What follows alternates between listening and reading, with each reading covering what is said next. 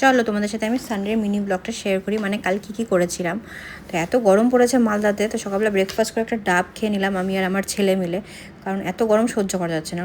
ওর মধ্যে আমি প্রেগনেন্ট, তাই হয়তো আমার গরমটা আরও বেশি লাগে, কারণ সবাই তাই বলে যারা মানে প্রেগনেন্ট তাদের গরম বেশি লাগে। স্নান টান করে তারপরে একটু মুখে সিরাম দিলাম, কারণ হচ্ছে সানস্ক্রিন মুখে দিলে মুখটা চিপচিপ করে, তো আমি বলি সিরামই ইউজ করছি এখন, হাইফেনের এই সিরামটা।